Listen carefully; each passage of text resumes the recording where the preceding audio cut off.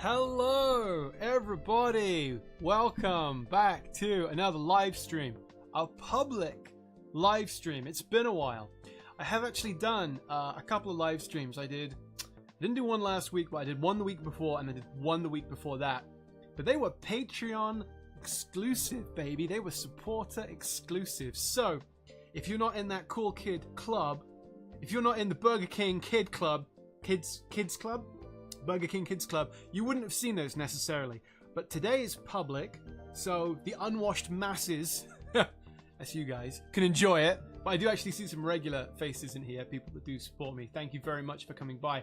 Everyone, no matter if they're part of the Patreon Burger King Kids Club or not, thank you for coming by. I'll talk a little bit about that in a minute, about what the future of live streaming is going to be. Are they going to be private? Are they going to be public? Will you have to buy a Burger King meal to enjoy it? But quickly, folks, I'm going to tweet out a link and bring in some more people. Increase our ranks. Increase the horde. So let me just share that with people. And there you go. Hopefully that's out there. Okay, so how are we all doing tonight? Thank you for coming by. This is not going to be a beast of a stream. Nothing incredibly long. We're not going to go on for 2.5 hours, I don't think. Certainly going to try and call it at 2 hours max, you know. And if we get something wrapped up at like the 90-minute mark, I'll be happy with that. And I'll go and try and find some snacks to eat. And I won't clock off because I still got work to do. It's a very busy month for Harry. But, you know, certainly I think we have time for fun. So let me talk a little bit about the live stream situation. Because like I said, I did 2 live streams recently for Patreon, so that were Patreon supporters. Patrons, I guess, is the word I'm looking for. And they were exclusive, so you'd have to be part of that club to see them. And I was planning to do that and make that a thing going forward, that the live streams would be exclusive. And we have had some really great exclusive content lately for Patreon. We had, in September, we had a brand new Dr. B's live... Hang on. Shot Blast. Sorry. Dr. B's Shot Blast, episode 4, and that is going to stay a supporter exclusive. And we had a new episode of a show called Cartoon Buffoon, which was edited by Gregor, and I see Gregor was in the chat a little while ago. And I wanted to make the live streams exclusive as well for supporters. But the problem with that is if I'm fair, it means that if I ever enable YouTube membership, it will have to also be something that YouTube members could enjoy for the same price of the Patreon supporters, because I want to make it fair on everyone. And you can have an unlisted live stream, which is how we were doing it on Patreon, but you can't have a YouTube members live stream that also the people on Patreon will be able to enjoy, because unlisted is different to members only. And it meant that I couldn't really think of a good solution to make these streams fair for everybody. And so right now I'm thinking they should probably just be public, and I'll try and figure it out in the future. It may just be that, you know, duh, Harry, do it on Twitch. You know, maybe that's the solution. Because I'd like to make it work for me, and obviously being able to monetize it is good for me. But anyway, that's not particularly important for you guys. That's me talking about boring business stuff. So we're going to get on with a little bit of animating today on a project that I thought was dead. I thought I was never going to do this project. In fact, so much of it is done that it seems like a no-brainer to try and finish it. But I didn't think I'd ever get around to it. And I wanted to lampshade that, because the character looks a lot like Trilby Dogtooth, and he's not. And I know people are just going to say, Harry, all your characters look the same. But I never even thought this design would even be used. Anyway, here he is. This is the outsider. And I don't really want to tell you what the cartoon's about. Some of you may already have an inkling. It may not be completely obvious from the character design, but it certainly is about something. And yeah, he basically is sort of blonde Trilby Dogtooth. He looks like me when I was about 19 years old. So we have a couple of shots of him that I'm not going to animate them and color them and finish them fully today, but I am going to try and prep them for an assistant who is working with me at the moment. And while I'm doing other projects and other things that he can't easily be involved with, it made good sense to get some stuff for him to work on. So I'm going to try to finish the keyframes of a couple of shots, or at least one shot. They're kind of easy shots to do, but finish the keyframes so that the assistant is able to take them away and finish them in his own special and unique way. So let me see. Let me get my coffee going. Hey, Sexual Lobster, thank you for coming by. Oh, sorry, Sensual Lobster. I guess that's different to Sexual Lobster. But hello, Sensual Lobster, and Bowser the Dog, and Sam Gay, and Caspian. There's a lot of people in the chat. I'm not going to say hello to all of them. I'm sorry, everyone. There's too many of you. All right. Okay, so let me get myself situated here. Yeah, this is not meant to be me. I know people are going to throw that accusation at me, but this guy is not supposed to. He's not supposed to look like me. He sort of happens to, probably through pure laziness. But there we go. So that's this was a little reference sheet that I did for people coming on board. That's why the words "have fun" are written on it. That's not me trying to cheer myself up. That's me trying to cheer up the slaves, the people working on it for money. So I wanted to try and cheer them up, and I'm sure it worked. I'm sure the words "have fun" make any job tenable and fun. Okay, so the character design in the animatic is actually a little bit different. So we have to change that quite radically so that he fits. But we got this shot of him badly injured, having things thrown at him, like rocks and bricks. I'll probably do those later on. So he's running, and he just falls. Actually, it's more like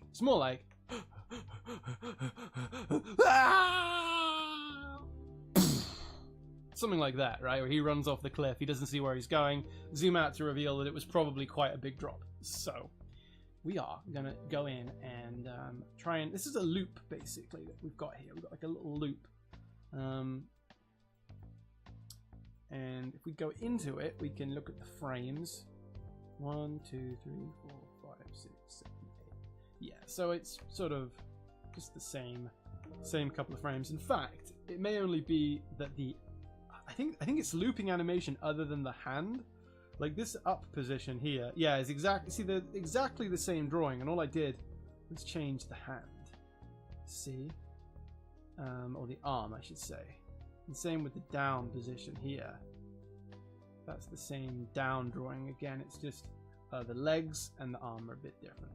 So I can probably save myself and my assistant a good bit of time by sort of sticking with that, and even in the cleanup, we'll just recreate the same drawings because it's just a simple loop. It loops and loops and loops and loops, and then at the end you get this thing where a couple of frames as he sort of smears away into oblivion. So what I'm going to do is try and clean up one or two of these bad boys. So I'm going to make it a little bit less prominent so I can clean it up a little easier. Let's make it light grey there.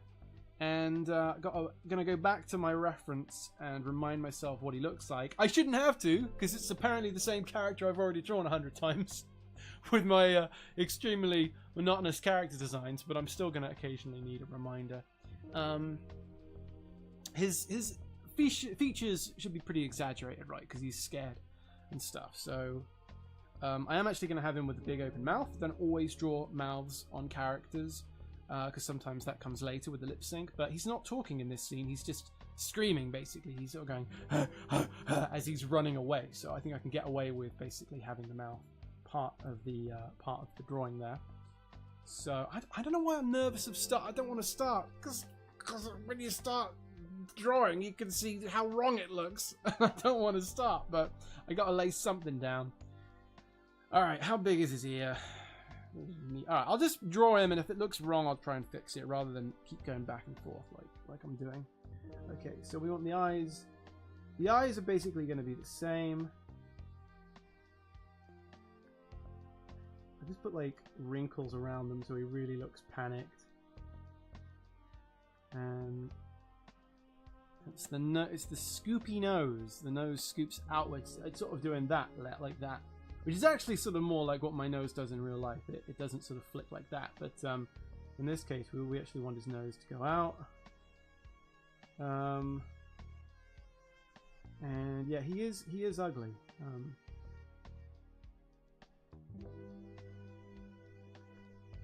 Something like that. And upper row of teeth and the lower row of teeth. And that's starting to look okay. So he doesn't have any sort of chiseled features. There's no hard edges there. It's just a big round blob basically. So we can kind of do that. I'm not really going to give him much of a chin to speak of. Although I want him to look more bedraggled, because you can see he's injured, right? He's actually covered in blood. It's not poo-poo. And we're going to make him probably sweaty and just look as gross as possible. So his hair's going to have to look a lot more messed up than it does here. So I want him like... almost like... his eyebrows sort of really exaggerated. I don't know. Could go more exaggerated, couldn't I? Oh, I can't draw, guys. So, like, the hair's going to be all matted to his face. Look all messed up. Is that sort of... yeah, it's kind of what the ear looks like. And I'll just put in some sweat for later on. Okay, let me look at the chat, because I've been in here and I've been talking away and beginning to draw, and I haven't addressed any questions yet. So if you have any, let me know and I'll try and look out for them.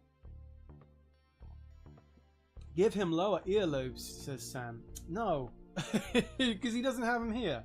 So I've got to be consistent with my character design, right?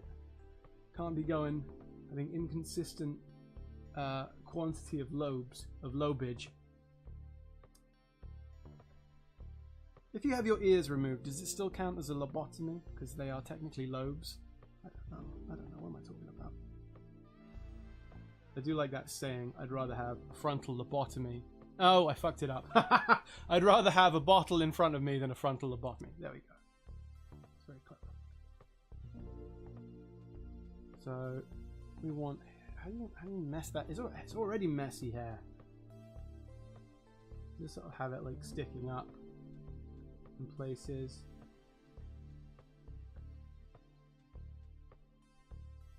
Alright, I think I see some questions popping in. Caspian says, is this the guy we saw in Happy Harry's? Yes, well spotted, Caspian, you're correct. You have seen him before, indeed. Ashley says, I wonder, is this cat... Oh, yeah. Ashley, okay, guys, alright. Stop giving it away.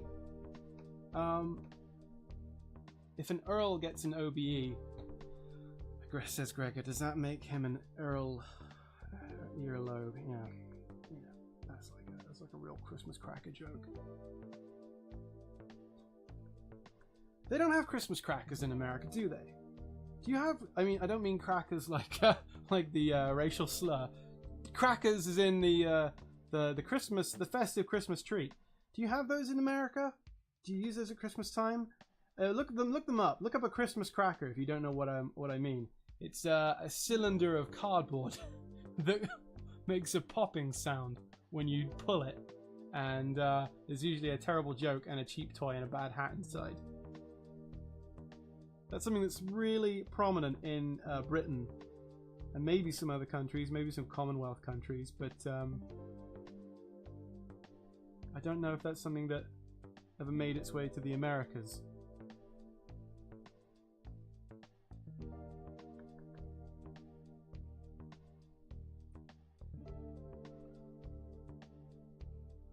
Okay, well, it's not too bad. He doesn't have much going on. I've drawn him a little bit too broad in the chest and shoulder. There. Should really mess up his collar, like really make it look tatty. Oh, they're called party poppers there, says Bowser. Okay, party poppers. I thought party poppers in Britain are those little kind of bottle-shaped plastic I think I would describe them. Basically like tiny indoor fireworks with a string. You pull the string and there's a little tiny bit of gunpowder or something that makes a pop, and then all this like confetti and stuff flies out the end. So we got his injury. Do we have a reference for his injury? No, we don't. Okay, well that's fine. I'll just sort of make it up because it's an injury. It's not like it's going to be really specific. It's just a big patch of like ripped up shirt and blood, basically.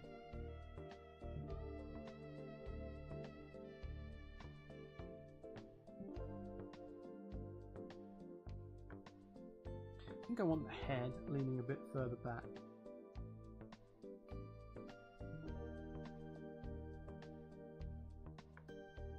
Yeah, that's a bit more like it. There's a little bit more neck now.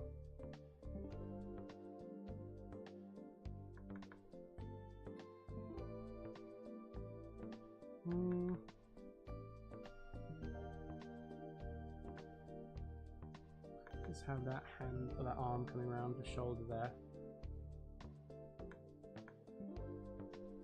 Okay, alright, well I'll finish the legs off in a minute, and then I think we've almost got our rough frame, our rough one frame.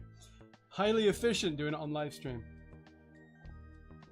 Egbert of the Lamp. No, this is not Trilby Dogtooth. We've already had a conversation about this character looking extremely similar. This is an old character design because it's an old half-finished, well, more than half-finished, but mostly finished cartoon. But I thought it would be fun to finish. So he's got a very similar design, but he's not the same guy. And hopefully it'll come across in the coloring. But I may do something interesting with the voice on this guy, so that there's less confusion. I may not be the one to voice him, so we'll see.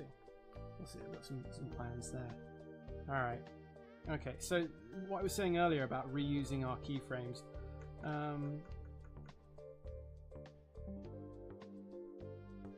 See, we can basically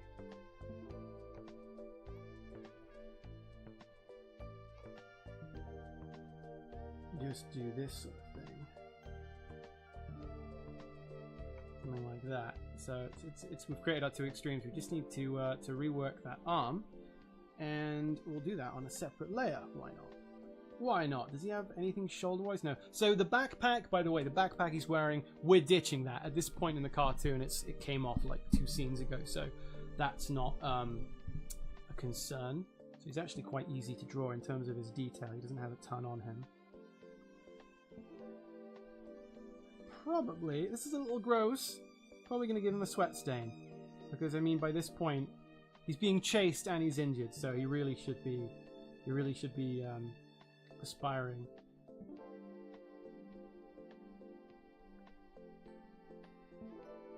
And wrinkle that shirt up. Okay, so let me see what folks are saying in the chat. Hey, don't worry about it, Egbert. Thanks for the question. Black Hole Sun 1921. Black Hole Sun, won't you come? So, I remember that song playing on the Kerrang music TV station just all the time. Black Hole Sun 21 says, who would you say is the best animator in the history of the medium? Probably Seth MacFarlane. I say probably just to be coy. I don't know, man. I don't know. No idea. Bowser the dog says, put some blood trickling down his arms. What are you, sick? What are you, sick in the head, dude? Come on. I'm not putting blood in this cartoon. It's not a bad idea, but the blood sort of, here's the injury. I don't know. I think he definitely needs blood on him, like a lot. I probably will put some on the arms. I may wait until the cleanup stage to figure out exactly where that's gonna go. Okay, so I think his wrist is a bit fat there. Yeah, that's a bit better. He's kind of a weedy guy. He's a weedy, skinny dude. So definitely not based on me. I mean, I'm a big ripped Chad. I'm an animation bro. Oh, my voice is going a bit today. I'm a little bit run down. I think that's good for one arm. Does it match up with the body? Kind of. I want to rework it a little bit now that we're actually seeing it on our body here.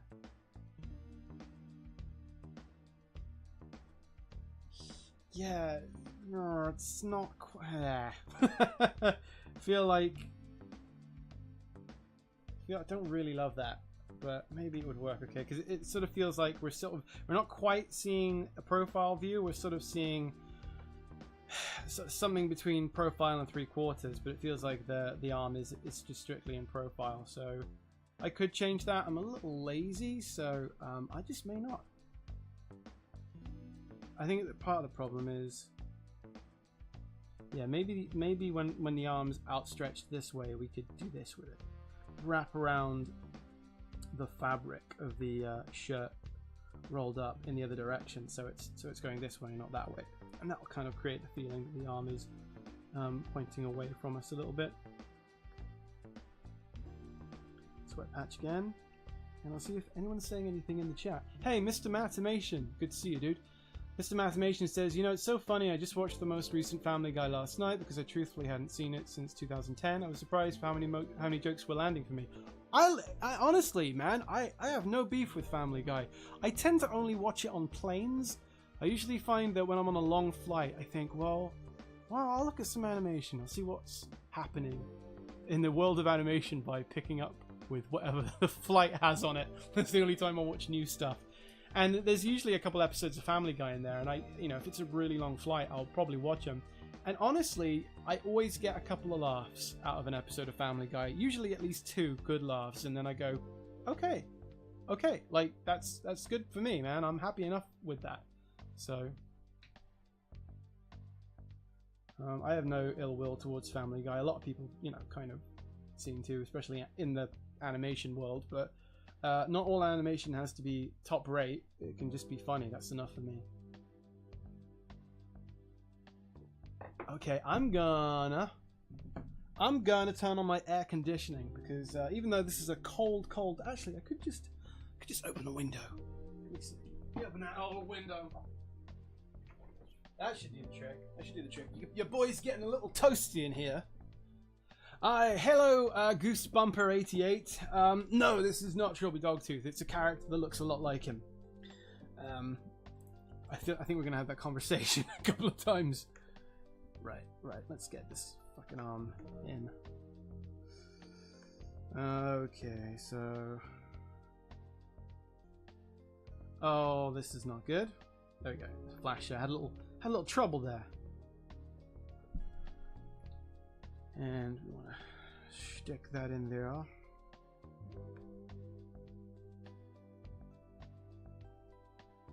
I did consider, everyone, a video game, or excuse me, a computer game stream tonight, because I'm not much of a gamer, and I certainly am not much of a PC gamer. I used to be in my teens, but then getting settled down, and usually sharing the TV downstairs with Joyce.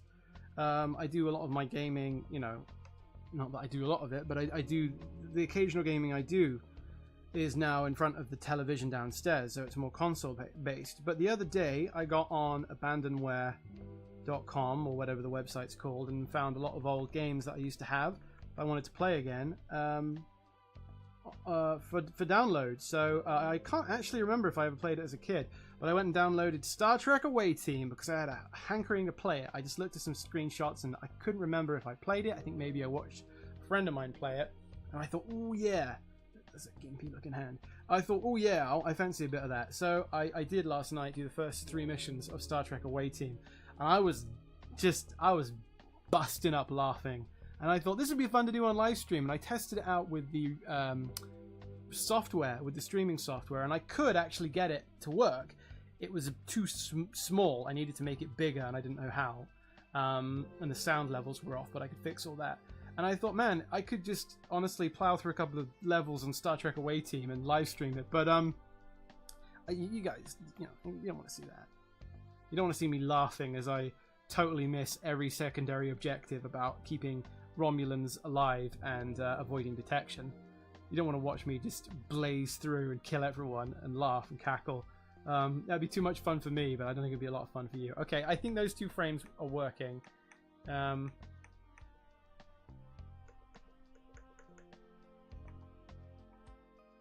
me see it with the body there.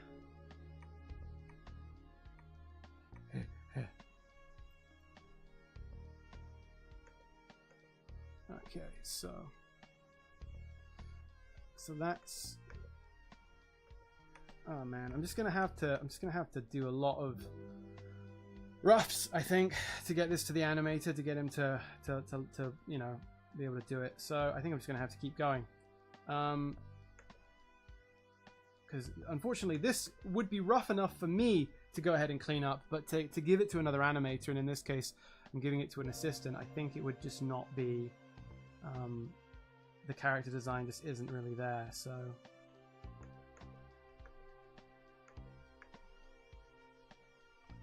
okay, so let's keep this trainer rolling. In fact, what I can do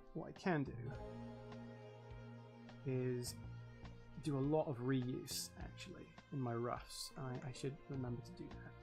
So he goes up here.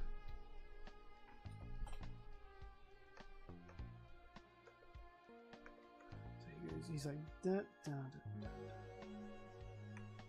What is his head doing? His head is staying in the same place, but oh, his sort of hair is like starting to flick back a little bit. So I'll just basically I'll just lazily keep the same drawing and tweak little bits of it, like the position of the hair and stuff.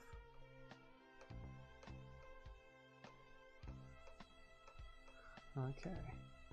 Hey, Simplified Spike says that genuinely sounds great. I think you're talking about my idea to stream me playing an old Star Trek game from 20 years ago. Which is, honestly, that's what I hanker to play nowadays. I just want to play things that I either did play as a youth, or could have played as a youth, or wanted to but didn't get a chance to. A lot of new games don't hold that much appeal to me, but I really liked when I was a young kid playing Desperados, which was a similar type of game. It was that kind of Baldur's Gate isometric perspective team stealth combat, and Star Trek Away Team is a similar game in that you're trying to keep a whole team alive and get through mostly stealth reconnaissance type missions, but you can kind of be a goon about it and just run around shooting people if you are sort of willing to put up with, you know, getting bad scores or whatever. And that to me is just a lot of fun. So what's the shirt doing? Is the shirt just okay? So the shirt is coming up. I don't know if I like this little rip in the shirt. Let's keep it there for now, whatever.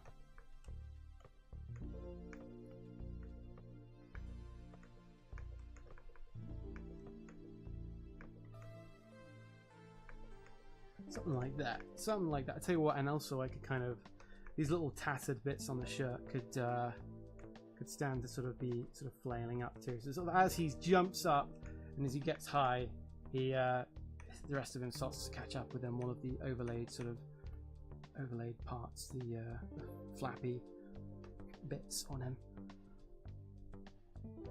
Hey, Fakanza, thank you for coming by. Oh, I'm back on the horse again. I've been on this horse a lot lately. Although I've done a lot of stuff Patreon exclusive, so it hasn't always been on this channel. But yeah, I did a couple of live streams in September that were on Patreon, and a new episode of Shot Blast, and a new episode of a series called Cartoon Buffoon. And there will be more of those coming up in October. A couple of new Cartoon Buffoons and a couple of new Shot Blasts, possibly even 2 of each. That's a little optimistic, but that would be really great if we could do that and keep rewarding those people that are sending me their money, because you know they're mad fools, and I want to give them something back. So I hope you're well, Lewis.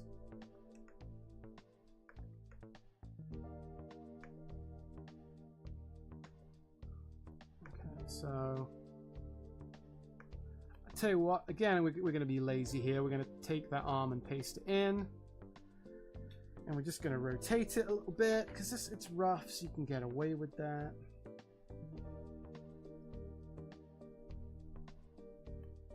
This is sad, isn't it? We're basically taking a character that's already animated, and we're just correcting it and putting it on model, because you know this version of the character, the motion's okay. It's on 2s. I might put a couple of frames on 1s in there, but he doesn't look enough like this dude here that I've been animating in the cartoon, and This character looks a lot like Dogtooth, but can't do anything about that now. His character design has been established, so gonna get through the rest of the cartoon with him looking like this.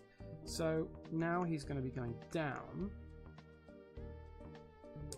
and basically it's the same thing. We're just gonna create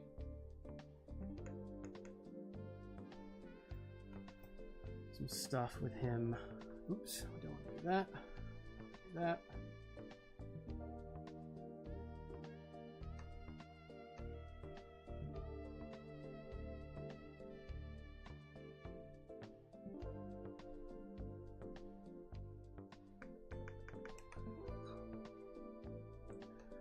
Let me see if there's anything I've missed in the chat. Hey, thank you Vardhaman Rathor for coming by. There's a lot of people here tonight. I appreciate you all. 88 concurrent viewers is more than we normally get. That's small potatoes for some people, but for this small YouTube channel, it's actually pretty good. So appreciate you all being here.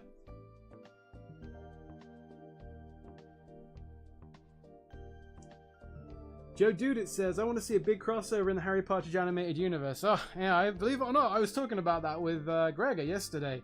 I don't think that's going to happen anytime soon, but that's, you know, only down to it being a cartoon that I'm working on, so don't hold your breath for anything I'm working on. That would be madness.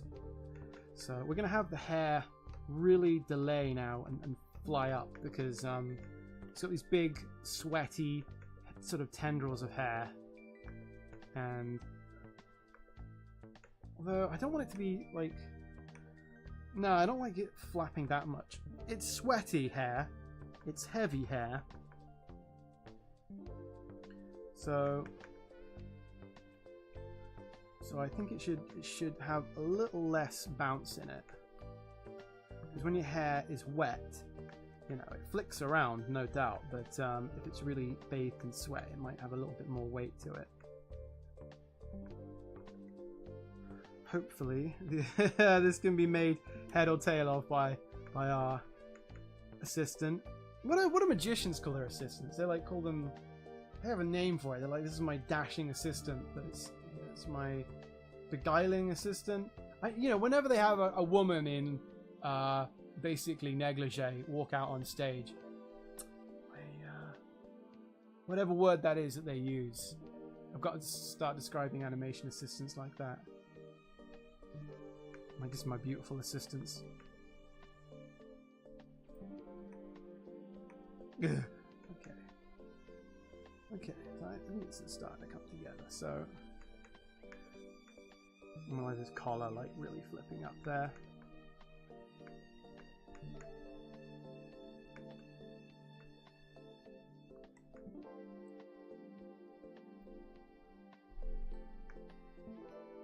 Hey, Rob L, Debbie McGee. I had the hots for Debbie McGee as a kid.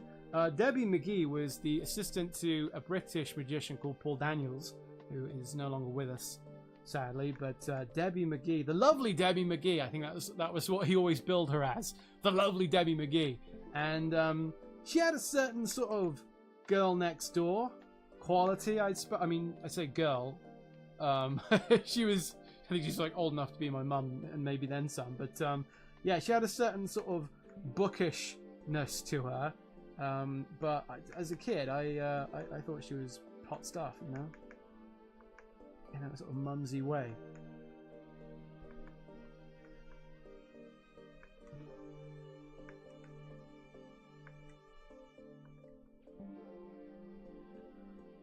Okay, well, this frame looks like crap, but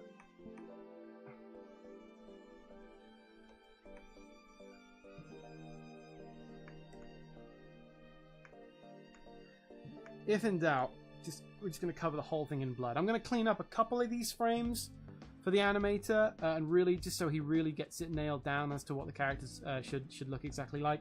And we're going to add spit and sweat and blood and all sorts of fun things. So we should probably do something with the arm here. I forgot to add that in. So. Because it's a really simple little loop. It's only 8 frames, but this goes to show you don't actually need that much in terms of frames. I will probably add a few more in because I'm, you know, I'm a madman. I've got a problem, but and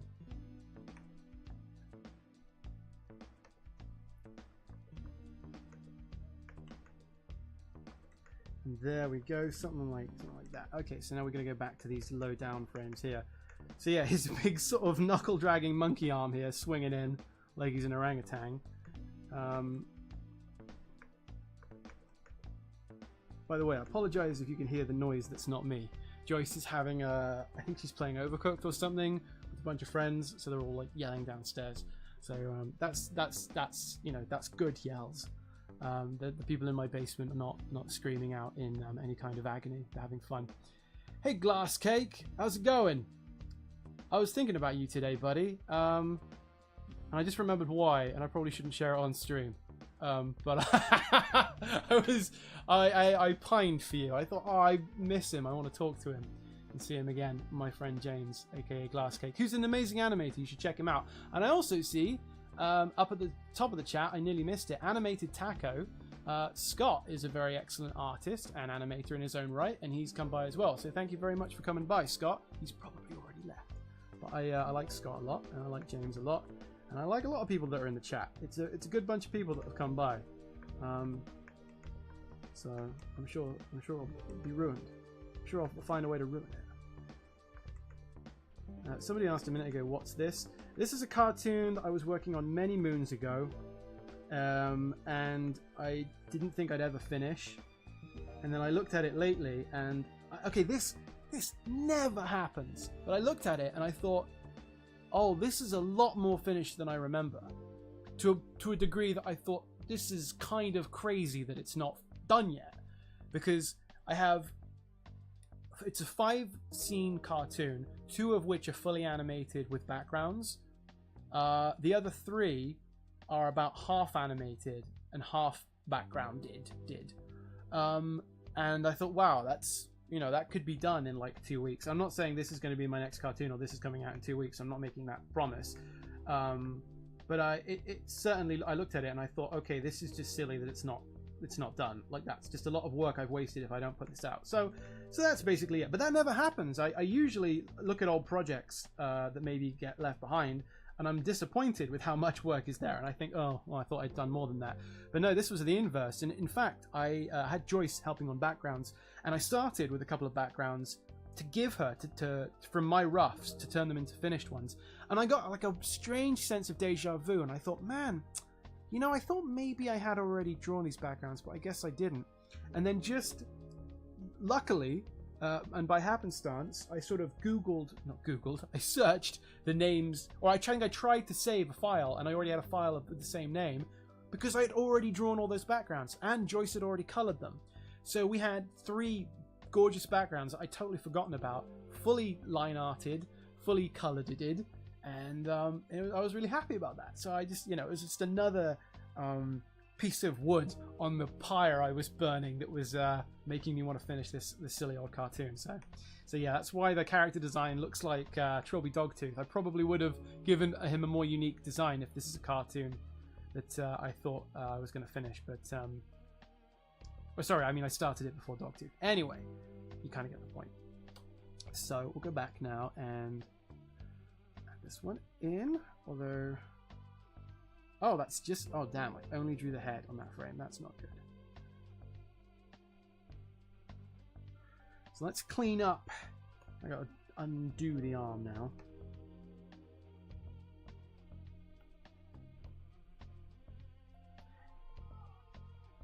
Joyce is yelling a storm up down there. She's got to be playing Overcooked, because it's either that or Animal Crossing, and I don't think she'd be screaming her lungs out with Animal Crossing. Alright. Vardaman says, do you have deadline this time, Harry? Not for this. I have a date I'd like to hit, which is as soon as possible. It's not a hard and fast deadline. But I do have stuff I got to finish. I got to finish the next Starbarians. I got to finish a lot of stuff.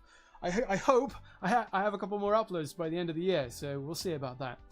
Funcube says, if Kilgar was told to shoot someone, usually you'd think with a gun, but since he's misinterpretive... Oh, you're talking to Mageburger. Sorry, I'm butting in on your conversation.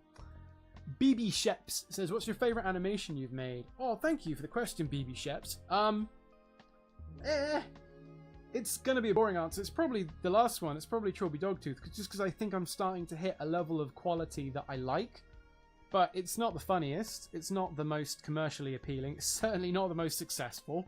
You know, it's one of the least viewed things I've ever made. I think it may actually be the least viewed thing I've ever made. So, in those, you know, regards, it's weak, but I like it. I like that it's not necessarily just comedy. I like that it has a little bit of action in it, because you know, I like action and I like adventure. I like Starbarians 3 because it's starting to go again in a direction that I like, but as a piece of entertainment, it's not very good because it doesn't wrap up the story. It's not like you could sit someone down and show it to them and they go away pleased. You sort of have to wait for episode 4 and 5, I think, to get resolution to it, and God knows how long that's going to take. That's going to take a while.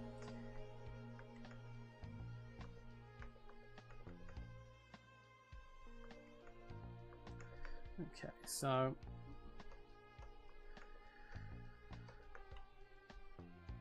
alright, so we've got the arm coming back here now.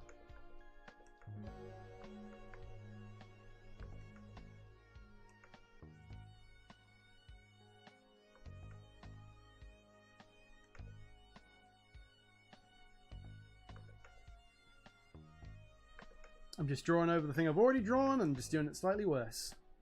How great. Okay, but it's a bit more on model this time. That's the important thing. A little bit more on model.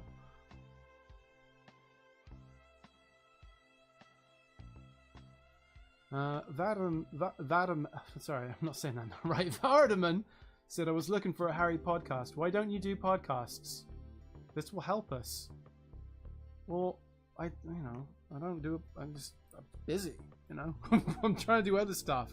I don't really think I'm interesting enough to do a podcast. I think this is as good as you're going to get, I think, in that regard. I mean, I've been on other people's podcasts, but I'm not going to start one of my own. Okay. If you want more content, by all means, go to the Patreon. You can watch the new episode of Shot Blast and the new episode of Cartoon Buffoon. There is some content there that's not public anywhere else, and certainly there's going to be a lot more in the future. So I am going to make more content. So there's stuff to listen to and watch, but just a straight podcast without a theme necessarily. I can't see myself doing that.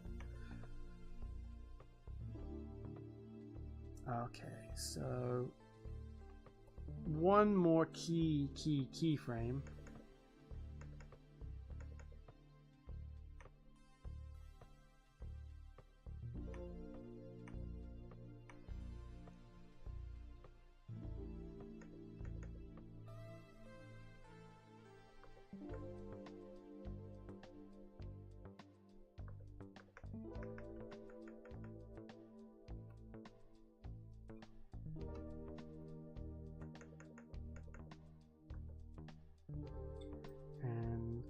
Then I think we can take it over to Glorious Toon Boom to really try to finish off.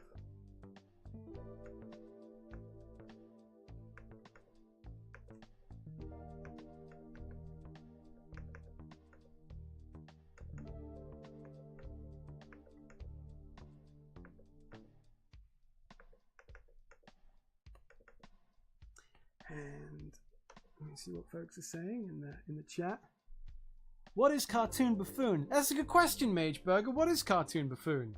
It is a Patreon thing, you're right. And there's only one episode so far, and it's probably not the best episode that we'll do, because it was a bit of a lumpy, bumpy start, but, you know, I didn't really know what I was doing yet. Gregor, who's in the chat, is the editor of both the Shot Blasts and Cartoon Buffoon.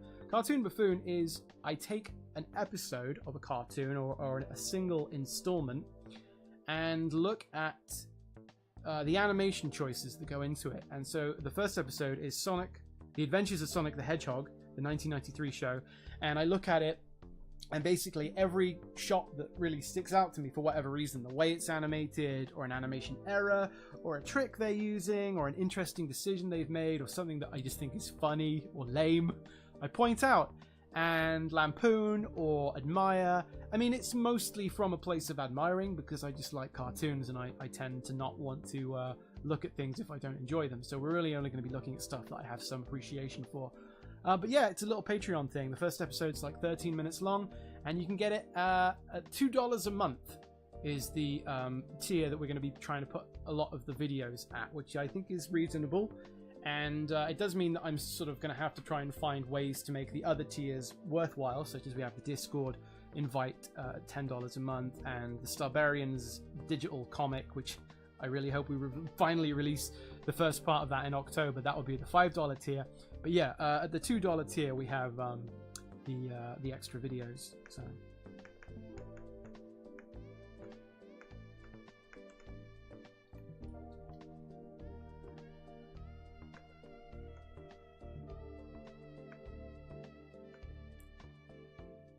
Hey, 100 viewers. Well, look at that, man. Never ever had 100 viewers, I don't think, concurrently. Maybe once upon a time, but maybe that was a dream. So hey, that's a big deal for me, man. Because this is a little channel and it's not my main channel. And I've been wondering lately about live streams. Is it something I'm going to make public? Is it something I'm going to be keeping as a supporter exclusive? And for the time being, I'm happy to keep them public.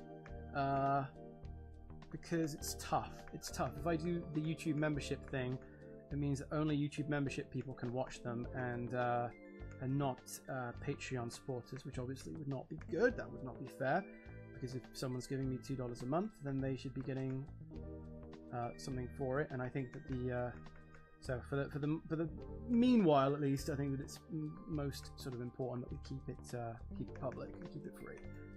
All right. Alright, well that's good enough. I think the body's going to be a little bit off here. I have to redraw the arm. Yeah, something like that. Just, alright, we're going to have to clean it up anyway, so... Alright, well this is the sickening thing. See, that's the pre-cleanup. That's just getting it on model. And I think it's more on model now, because this is the guy, remember, that we're drawing. He looks a little bit more like this than like that. So I think we're in a good place now, because this was the original animation, which is fine for the animatic, and it really helps me know what's going on and keep the shot ordered and everything. But I do have to go back in and tweak the model and make the nose bigger. The nose is still probably not big enough, but you can see we've got some other... Wow, look at that! This is Cthulhuid I've drawn here. We do have one shot cleaned up. Not that one. There we go. This was done ages ago, and you can kind of tell because the line quality is really bad, but there he is there. So I'm going to make him a bit more detailed. I think I could probably improve that animation a little bit. I might just add some sweat droplets. I won't totally reanimate, but yeah, it's just him running from a different perspective.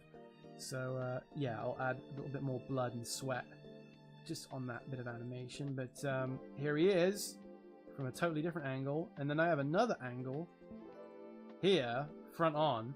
They're all little loops, so they're fairly easy to do, but it certainly is a big old pain in the balls having to just draw the same character over and over again, which I've doubled down on by just using the same character design basically from Trilby Dogtooth, but that's my own fault. I've made my bed and now I've got a weasel out of it. Alright, so let's get this sucker ready to be really cleaned up for realsies. I'm gonna put him in a brand new file. Nope, that's not what we want. You can see Grandma Harry be baffled by technology now. There we go, that's what we want. And something like that.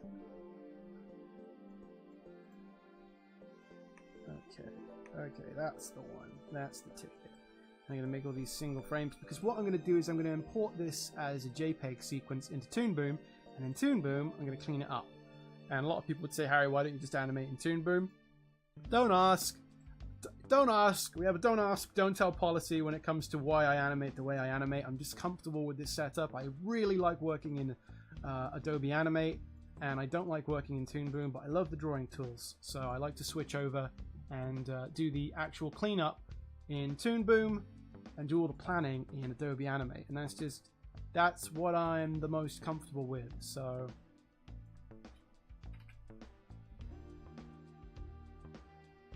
no, that's not what we want. We want PNG sequence called FRG. That's how I name my files because I'm an artist. It's important if you're an artist to have absolutely zero organizational ability. Then you know you're a real artist. And if you start making any money, you've got to quit because real artists don't make money. This is all important information, guys. You need to keep in mind. Don't make any money. Don't have any organizational abilities. Don't be informed about things like tax and invoices. Hey, Joel Mayer, thank you for coming by. There's a lot of people come by today. Bruno, I don't think I recognized that username. Anthony says, are you familiar with the Ren and Stimpy episode Man's Best Friend? I think it would make a great cartoon Buffoon episode. You may be right there, Anthony. You know, I'm pretty sure I've seen it. I'm pretty sure I've seen it. I've seen a lot of Ren and Stimpy, but I don't... I'm not such a Ren and Stimpy fan that it's like at the forefront of my mind. So let me think. A Man's Best Friend. No, what's coming to mind is the one where they're babies and they kind of replace the babies. But Man's Best Friend is like a dog episode, right? Where they're doing dog stuff.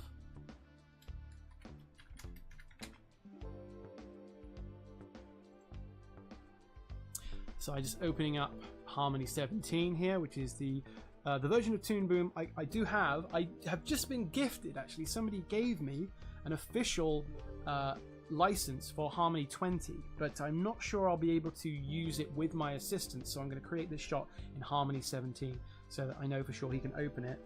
But I am looking forward to experimenting more with the updated version of Harmony. It's very generous of him. So I just hit create a scene, which is something I try and avoid in public, creating a scene.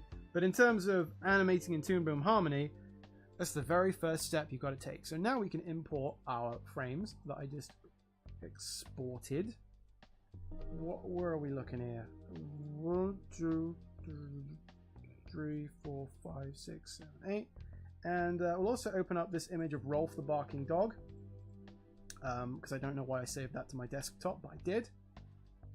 Rolf the Barking Dog. Ralph, excuse me, the Barking Dog. I was trying to search for him the other day. This was a toy I was obsessed with as a kid. And I remembered the name as Rolf, R-O-L-F. And I typed in Rolf the Barking Dog, and all I could find were stories about disgraced entertainer Rolf Harris and how he allegedly abused girls while barking like a dog. And I was so angry. I was like, no, that's not what I wanted to look at. I wanted to look at stuff about Rolf the Barking Dog. And then I remembered, oh, wait, the name was Ralph the Barking Dog. Ralph the Barking Dog, this whole gimmick was that he had these long arms that would Velcro around your neck. Yeah, see the kids, she's got it going on here.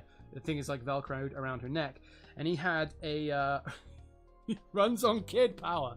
The clean, reusable energy source of kid power. It's great for the ozone layer. Just throw kids into a furnace. No, it's cool. It says runs on kid power because he had a voice box that was basically like a foam cushion in kind of a plastic sleeve, and if you squeezed it hard, it sort of made a noise, and then you were basically able, and it was in his muzzle. So when you puppeteered the mouth of Ralph the Barking Dog, he would, as you like opened and closed the mouth, it would squeeze this cushion, which would make him go. So you didn't need any batteries, hence runs on kid power, and it meant that you could just, play all day with your talking pal. Anyway, a little history lesson there about an obscure old toy. I did get it for Christmas one year. I think there's a photograph of me with it around my neck. So it turned out happy in the end. I managed to get my ill-gotten talking dog that ran on Kid Power. Kid Power sounds like an 80s band, doesn't it? Or some sort of 80s revival band now doing throwbacky synthwave music. We're Kid Power. Hey Megatron. Hey Axima. Got a bad case of eczema. I'd love to continue to watch the stream, but I gotta leave now. Oh, there we go. He's gone. Alright, so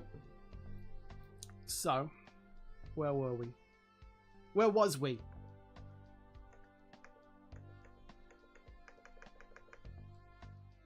Okay, so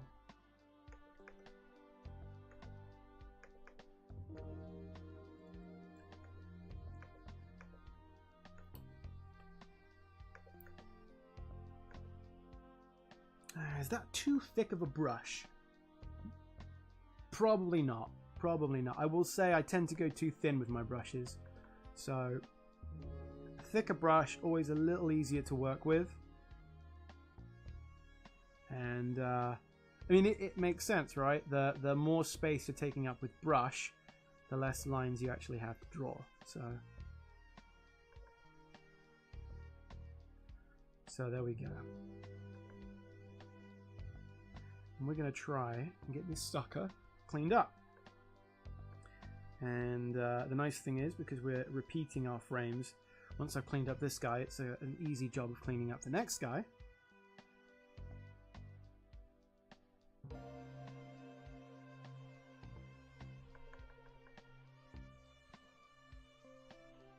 I'm just thinking like the hair should be dragging down more if he's come from below there.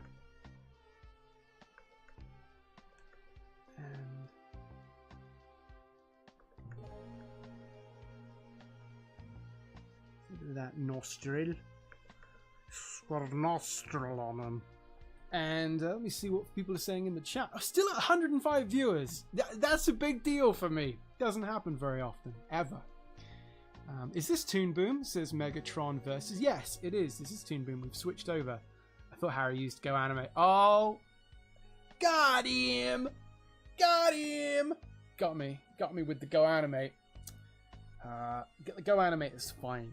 It's absolutely fine. If that's the kind of stuff you want to make, if you want to make simple little videos just for your friends and you to laugh at, there's ain't nothing wrong with that. When I was a kid, I spent a lot of time on 3D Movie Maker for the PC. And that was actually, you know, it frustrated me a little bit that I couldn't make animation yet because I was 11 when I was using it. It was 1998. I was 11. It frustrated me that I couldn't do animation, but it was a nice inroad to it. And in a way, it started making me think about, well, because 3D Movie Maker was like a drag and drop kind of game. You set like, oh, you couldn't draw the characters. You just had to select them and you sort of like put them in the scene and then sort of pulled them around. And then they sort of did the movement. You know, if you said, oh, I want them to walk and set from here, A to B, and then they'll do the walk animation or the run animation from A to B. And you can make these crappy 3D cartoons. And there was a Nickelodeon version which had Nickelodeon characters in it, like Rocco and stuff. But yeah, that was fun for me as a kid. I did everything I could to try and personalize my cartoons. I tried to put blood and gore and stuff in there by there was like an explosion you could get, and if you made it red and just chose the right frames, you could get like it looked like a burst of blood. And then if you took the red sphere and flattened it, you get a pool of blood. And if you took a black cube and elongated it and put it in their hands, it sort of looked like a gun. So I made these bad sort of violent cartoons. And man, I could talk about 3D Movie Maker all day. And I was 11. Remember, I took the sounds from the demo I had for the game Kingpin. And if anyone's ever played the PC game Kingpin, it's a first-person shooter in like a gangster world, and there's tons of bad language in it. It's all like, hey, motherfucker, what the fuck you looking at, motherfucker? It's just full of that. It's kind of Quentin Tarantino inspired. And the minute I found I could import those into 3D Movie Maker and have these little cartoonish 3D characters go, what the fuck you looking at, bitch? That was me. I was done, you know. I could make my violent gangster films age 12 or age 11. I probably played it into when I was age 12. But yeah, so that was, you know, my Go Animate. So I think people got the wrong end of the stick, really. I certainly have softened over time with my opinion of Go Animate, and today I really don't have a problem with stuff like that. If you want to mess around with like a kind of quasi animation program, more power to you.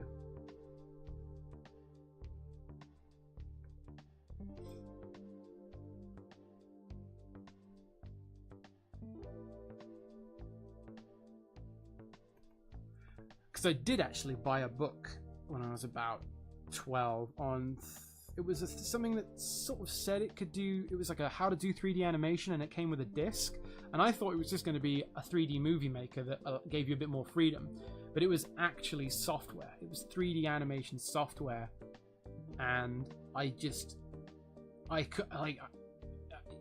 it was maybe some assets. I think I still needed Maya or like soft image or something to be able to open the assets, just a couple of rigs or something. But I just looked at them and I couldn't understand head or tail of the book, and I still can't. I still don't really have any 3D animation ability. I've learned a little bit in Blender in terms of like how to model, but that's it.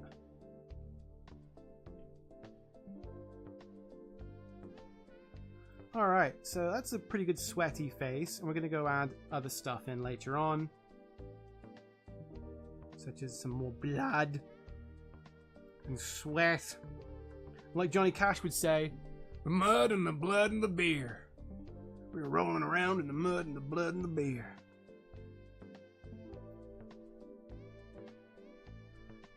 I liked Boy Named Sue. Anyone ever heard the song Boy Named Sue by Johnny Cash?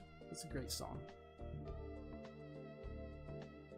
I don't know how that would play in 2020 as a song, but I enjoy it, Boy Named Sue.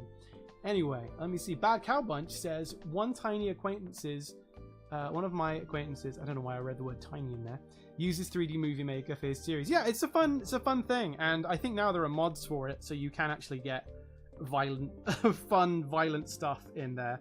I had to make all of mine from scratch. One cool thing about 3D Movie Maker, I say cool, it wasn't actually cool at all.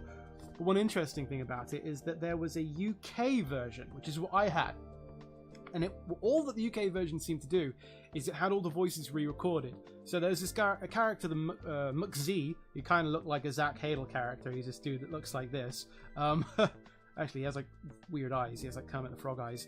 McZ would talk to you and say, you know, like, go into this room if you want to edit, or go into this room if you want to, you know, look at your actors, your 3D models that you can animate. They called them actors or casts or something. But in the American version, he's all like, hey there, buddy, it's me, McZ. And in the UK version, he's got like a real regional accent. I think he's Scottish or something. I'm trying to remember, but he's like, hello there, it's me, McZ. Welcome to 3D Movie Maker. And it's, they're all like that, but they've taken the exact dialogue from the American version, but it's all done in regional British accents. And a lot of them I couldn't even understand as a kid, and I thought, well, these are useless. I gotta find voice clips that are like they don't give you voice clips of hello, what's happening. They don't give you general stuff. It was all from the sample films that were already in the program, so there were really specific lines of dialogue about specific things, and none of them were general or purposeful or useful for the things I wanted to make, so I had to find dialogue elsewhere. Anyway.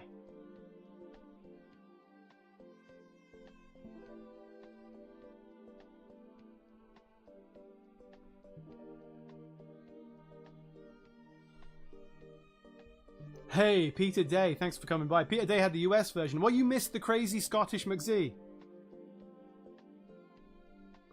I'm sure you could probably find a clip of it on YouTube, but it was the same with Gex. If anyone played Gex 3D, I forget who did it in the American version, but we bought Gex because Joyce had fond memories of it. She's American. She had fond memories of playing it as a girl. She still is a girl, by the way. She had fond memories of playing it as a kid, and we bought it, and she was like, this is wrong. Why does he sound like this? I said, they always sounded like this. In the American version, it's, I don't know, Danny Bonaducci or someone. It's some American person.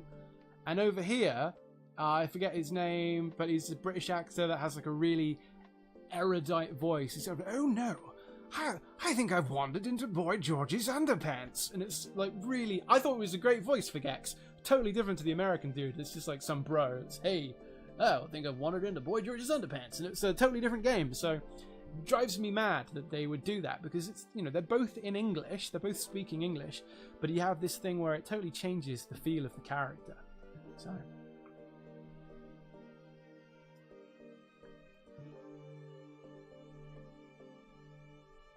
they should do an adult version of Gex now called Unprotected Gex. Or, I don't know. I feel like Gex is due for a comeback. Speaking of accents and adult games, I played for the first time ever the other day a bit of Conker's Bad Fur Day.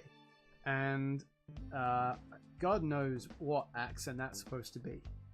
Because I think it's made by Rare, which is a British company. And it's a British voice actor, I'm certain of.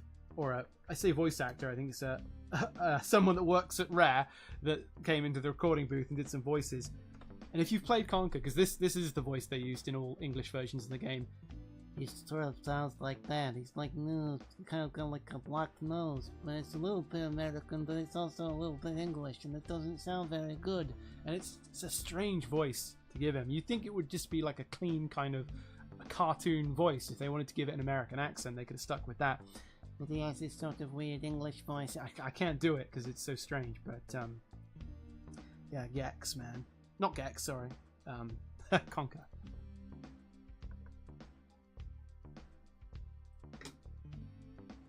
Hey, don't worry, Bad Cow Bunch. Bad Cow Bunch did a Halloween cartoon that had a cameo of some characters dressed. One's dressed as Kilgar, and one is dressed as the Snapper Chap from Trilby Dogtooth. And it's got a sort of Starbarians vibe in the cartoon. And he sent it to me, and I watched it, and I was very flattered, and it was fun. Okay. All right, so we're gonna. What direction is the lighting coming from? That's a question I should ask myself. Let me take a look. Let me take a look through our maze of crap here.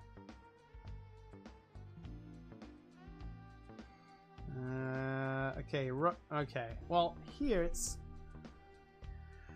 coming from behind, or it's actually coming from in front. He's running towards the light. Yes. Yeah, alright, I guess we're going to stick with that, because when he falls off the cliff later on, when he goes, and we zoom out, it'd be nice if there was like a sunset here, in which case the light would be facing him, coming towards him, and the shadow would be behind. So we're going to run with that. We're going to run with having the light behind him. And that will be good. So, what I'm going to do is, guys, I'm going to do a thin green pen. Not the thin blue line, a thin green pen. It's slightly different. This is to denote the shadows and where they land or where they fall.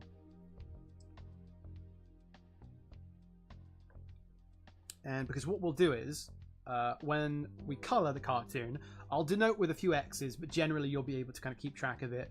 Which side is the light side, which will be this one, and which side is the shaded side. And this is kind of a nice, easy way of doing that for me. Because the nice thing about using the line tool is that you can get rid of it. You can select this, that's why I use this obnoxious green color and not black, is because you can select a specific color in Flash and make it invisible. So we'll select this color green, it'll make it invisible, but you'll keep all the nicely shaded stuff. And the good thing about making it the line tool is that it doesn't have any kind of mass to it. So if you scribble all over your drawing and then delete it, it doesn't leave any gaps. It doesn't destroy any of the line art underneath. And the nice thing is that I can be sloppy. You know, I can, if I wanted to go ahead and sort of like create an area to be shaded here on the head, I could just do that without needing to match exactly. I could sort of go over the lines, if you know what I mean, and it would just be implied that this area is all going to be in shadow and this area would be in light over here. So that's kind of the advantage of doing it that way. A little thing, little tidbit there for you. A little HB top tip, which you can stash away and keep for yourself, for your own use, if possible. How long have we been streaming for? There's got to be a way of... an hour and 9 minutes. I see it. I got it. I got it.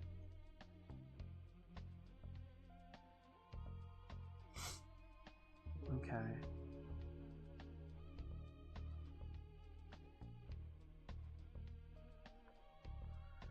So we're going to put the shadow on his face here too. Gosh, his nose should be bigger. Maybe not... In terms of the character design, it is actually a bigger nose than that. And your boy drew it wrong. I done drawn it wrong. Yeah, see, look at the size of that schnoz. Look at that beast. And also look at that scrappy, awful line art. That's when I was drawing all my things in Flash. And look how much nicer it looks in Toon Boom. It's a little cleaner. Although not very much in that particular example. But I might keep the nose small because the eyes need to be big in this shot. And it sort of helps emphasize this. It helps sell the emotion if the focus is on the eyes. If we made the nose really big, like that, his eyes probably wouldn't look as big and as scared. So I think I'll keep that as is.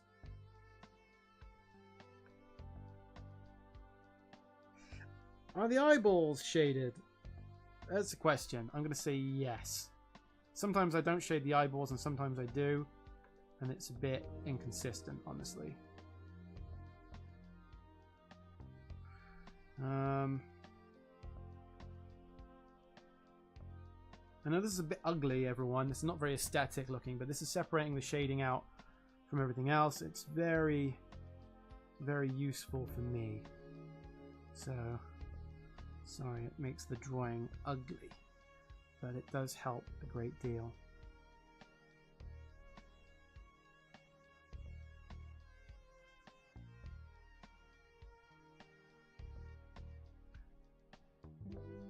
And that's not all we're going to do. We're going to make it even uglier. We're going to make it even uglier by creating areas of other colors. So this is separate to shading. These are going to be areas of other colors. So this is going to be sweat. He's running down his face and discoloring sort of the skin underneath. Well, not discoloring the skin. He's not sweating acid, but it's going to be making the skin a different color when we color it. And it does mean now that we need a dark sweat and a light sweat, because the green is the shadow separation, the blue is the sweat separation. So when the two meet forces here and combine, you see you're going to have the dark sweat and the light sweat. Does that sort of make sense, kind of? Hopefully that makes a lick of sense. See, we're going overboard here with the details, but it's going to make him really look frantic and awful. And I'm also going to put a little bit of blood down there. Now the blood is obviously going to have to be a different color. I'm just going to have to remember that that's meant to be blood. But like a little bit of blood up on the face, like he's been flicked, you know, by the wound, which is, you know, obviously big open wound here. I'll draw lots of nice blood. I'm going to have some blood on the fingers. There we go. Something like that.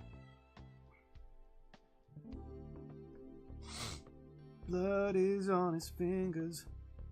Blood is on his sleeve. Blood is on his fingers. Something about some bees.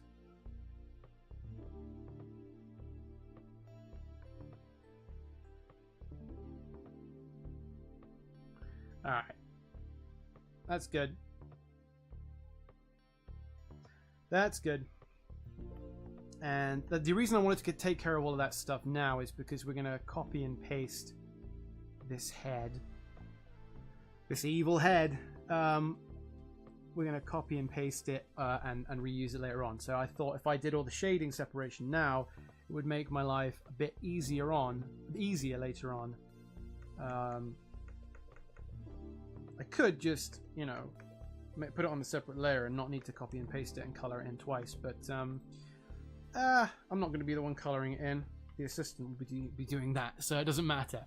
Hey, 120 viewers, or 119 now. That's good news. There's a couple of people I've not said hello to. Hi Jade. Hi bruh. Hi Pleasantly. Thanks for coming by. That's the nose you use to kick a large rock out of the way. I agree, Bowser the dog. It's a good sort of shoveling nose. It's like what I got. I got me a shoveling nose. Alright, so we are going to turn off this underneath layer. And, what are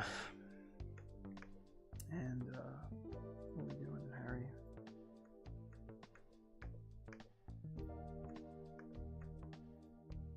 What are we doing, Harry boy? Now we're going to be drawing other... Oh, gosh. This is just cleanup, guys. This is so boring. I thought if I get back into live streaming, I've got to pick shots that are sort of fun for you to see being produced. And usually that's not going to be at the cleanup stage. It's going to be at the planning stage where there's lots of motion and stuff. Cleanup is a boring thing to watch. But there we go. I've subjected you to cleanup. Hi, Jade. Jade, are you Figment? Or are you a different Jade? Because there's also Jade who is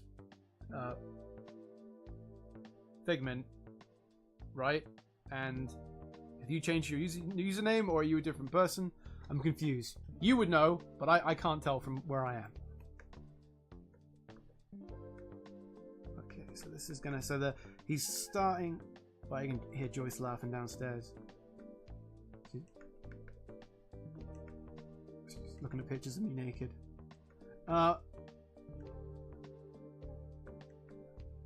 And put that in there. So this is the reason that the hair is now coming up. Is because imagine, I'm trying to think of describing this in a way. Well, basically imagine like you had a stick with a string on it, and you quickly whoosh, move the stick up there. Oh my bloody hell! Phone's going. Hang on. Hiya, Dad. I'm live streaming right now. Do you want me to take a break? I can pause the live stream for 1 minute. Yeah, I'm gonna do that right now.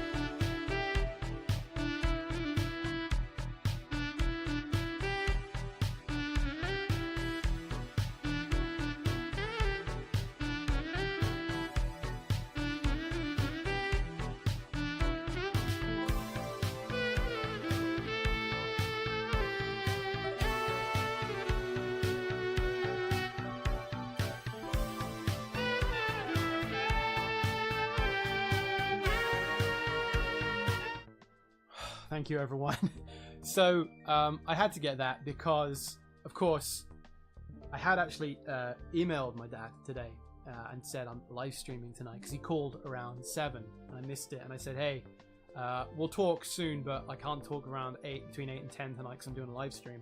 So the mere fact of the phone actually going made me think, yeah, I should probably get it. Like something might be up because typically people wouldn't call if they know I'm doing this, so I actually had to get it in case something was up. Something is up, don't worry. It's not going to interrupt the live stream. I'll continue tonight, but yeah, something is up. I got to go and maybe take care of tomorrow. But yeah, all right, thank you for your patience. I was describing a thing. Yeah, all right, so the hair. The reason the hair goes from being sort of down and then being up is that even though he's at the top of his motion, if you had a string tied to a stick and you whipped the stick up, the string would would come up, and then even if the stick stopped moving, this is like our final position here, the string would still be going crazy and like trying to catch up, and then whoosh, whoosh, it would. I'm so sorry. I'm so sorry that this is the image that I've chosen to try and represent an animation principle of, but it's overlap is what it would be, or secondary action, or whatever you nerds call it, whatever you animation nerds call it. I don't like that line there. So it's that he's, even though he's essentially stopped moving, the hair is still going, hey yo, it's coming and flapping around and doing its thing. All right, there we go. All right, I can come back to work now. I can come back to planet work.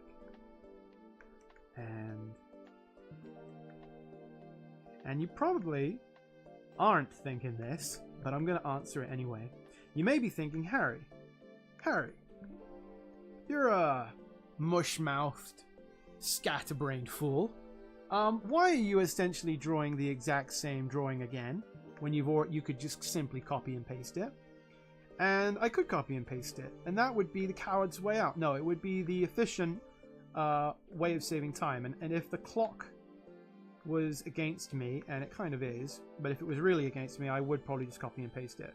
But I tend to find that you get a little bit more vitality in your animation if you redraw images that are similar enough to warrant copying and pasting, but by just, you know, we can just right at the top of the movement say we could have the eyebrows crunched down just a little bit. And the audience notice it even, you know.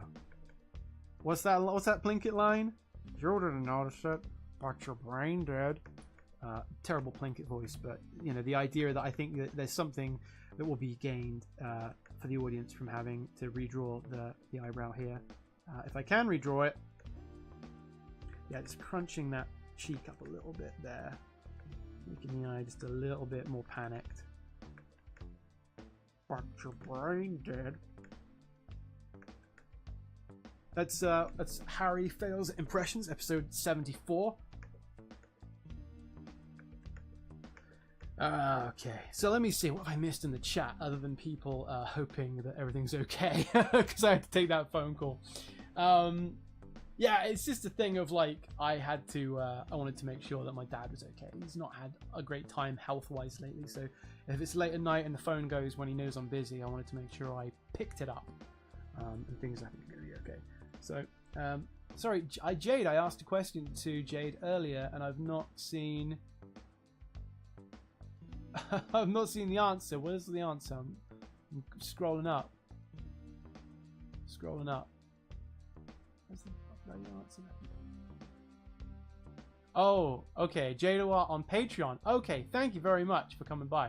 Jadawat on Patreon. All right, so let me pick it up now, and we at least want to figure out another frame or two before I call it tonight. 120 viewers though. I keep drawing attention to that. I'm like doing the Trump thing. I'm like, got great views, super amazing, really did great numbers tonight on the live stream. Over 117 consecutive viewers, concurrent viewers.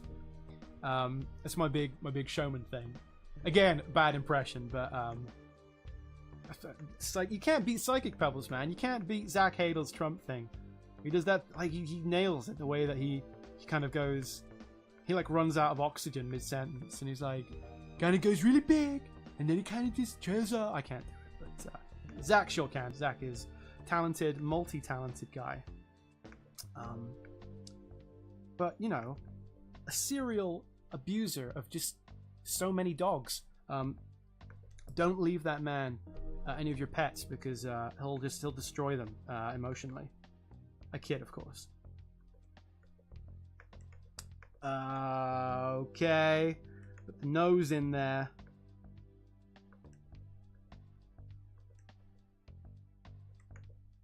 Zach's a great guy.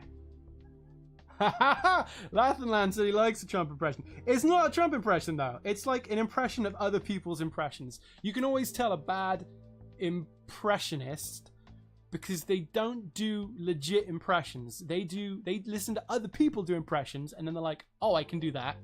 And then it's always secondhand. It's never as good. That's my that's what like my impression of Trump is. It's like, oh, I'm just gonna copy the lame Alec Baldwin impression because I can't do it myself. So I'm always impressed. I like it when people can do impressions of other people that don't have impressions done of them. Like you hear a lot of Christopher Walken impressions. You don't hear. I'm trying to think of someone you'd never hear an impression of. Like you hear Jeff Goldblum and you hear Christopher Walken and you hear Robert De Niro and you hear Jack Black. You know, a Ryan Gosling impression. I can't even think what that would sound like, but I know that if I heard a good one, it would be extra mind-blowing because it would be like, whoa, wait a second. Like I hadn't heard that before. So that's a new thing.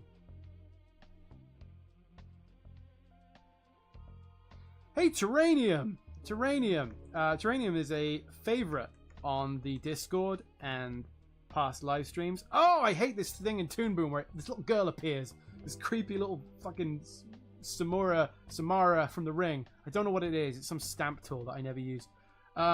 Samara, sorry, Terranium.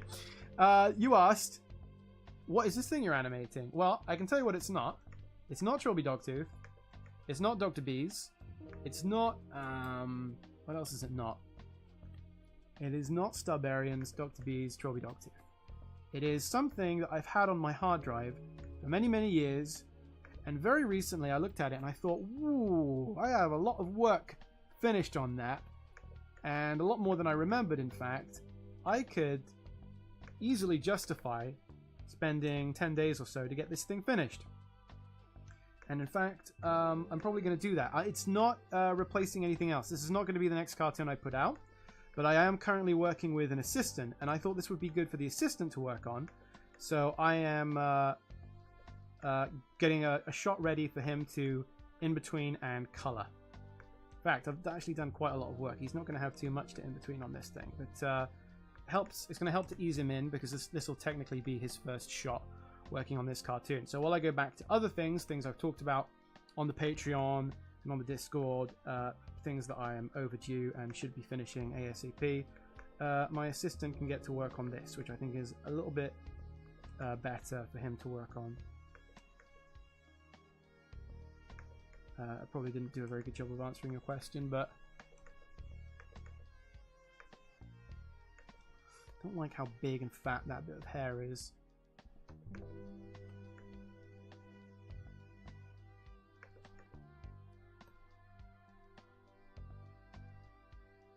Hey, Harry Ashfield! The other Harry! The better Harry. It's funny, I've not met that many Harrys in my life. I remember meeting a kid on the beach as a kid that I sort of dug a sandcastle with, and I said, hey, what's your name? I was not an adult, by the way. I was a child as well. He was about my age. I was probably about 7 or 8. And he said Harry, and it was this thing of like, hey, Harry, I'm Harry too. Let's be friends. But I don't know that many Harrys.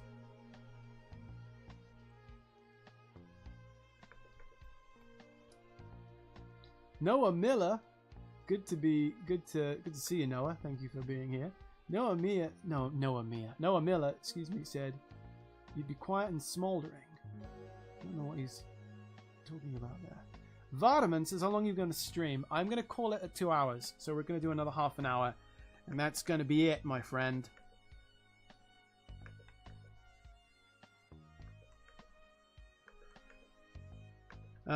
Joyce is having a very raucous session of gaming downstairs, and she probably won't be done at that point.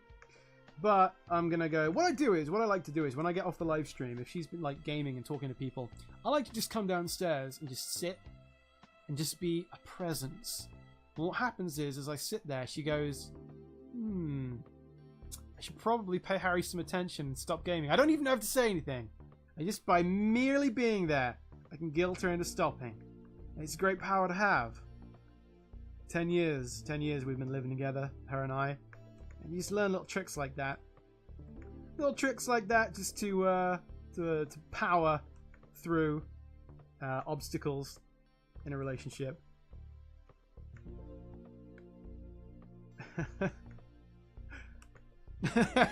She was looking at her phone today. I literally just put my head in between her and the phone and just said, look at me, which was she appreciated that. She definitely appreciated that. She said, Harry, I'm very attracted to men that cry for attention and scream and whinge and whine. She said, it really gets me going. And I said, I understand. I totally understand women. That's why I do it. I learned that from a world rate pickup artist. If you want to attract a woman, basically just whinge. If you can cry and wet yourself at the same time, you will win her over for sure. Especially if it's because she's not paying you attention. Just sob and complain. Works sometimes.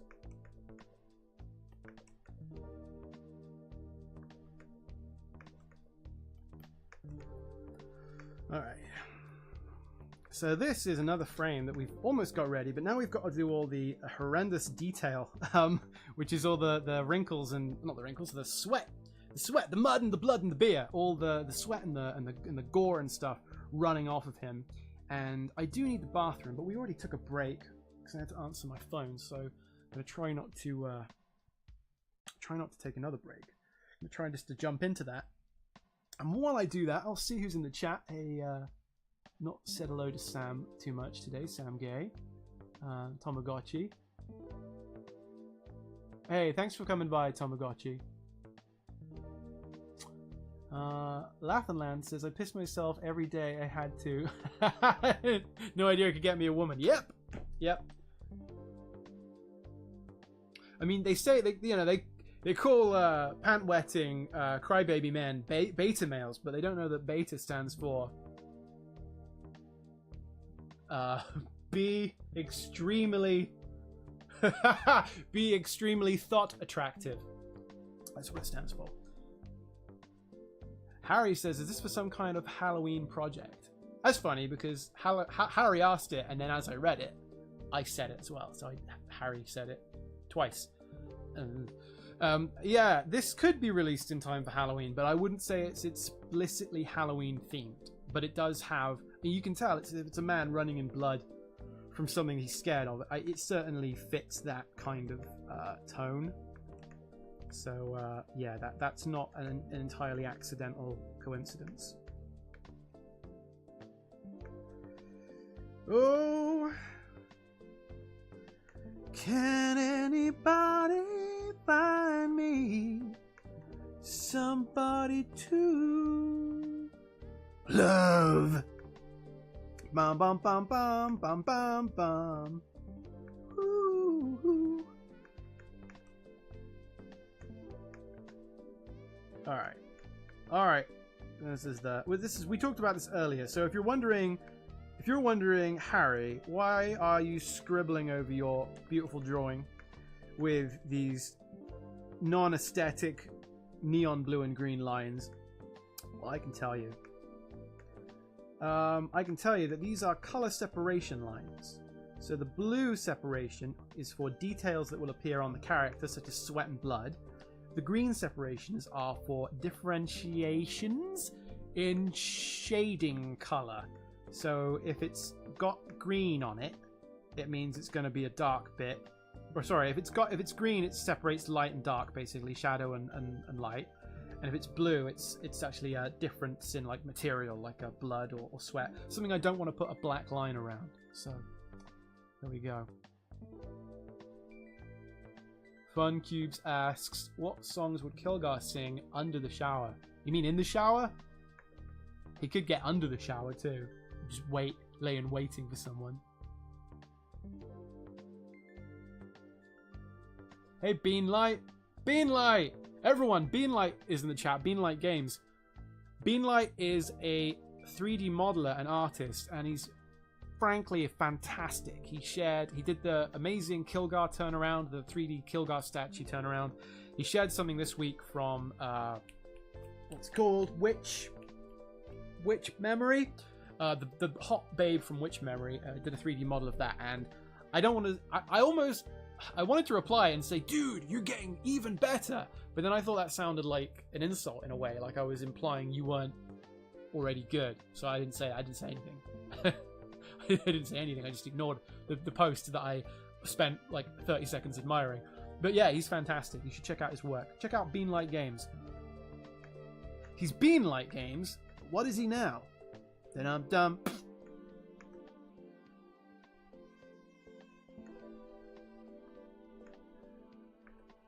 What songs would Kilgar sing in the shower? I have often walked down the street before in space, but the pavement never leaves my feet before. Space pavement. He has to keep specifying. Spacifying.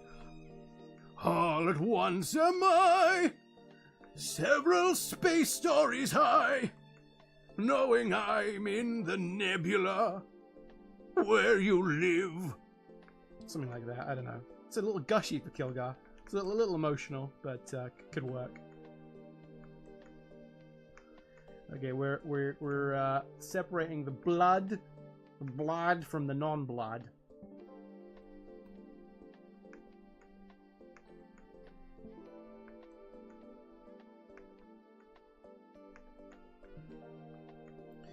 Is this correct? Am I doing a good job here?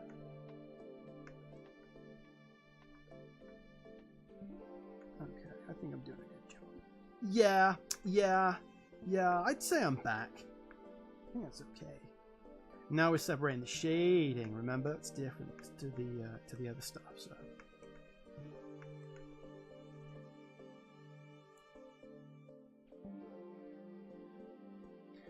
Jordan Farrell coming in with a bastard of a question. Out of the principles of animation, what would you say are the 5 most important? That's not something I can go into while I'm working. That's going to take too much brain power.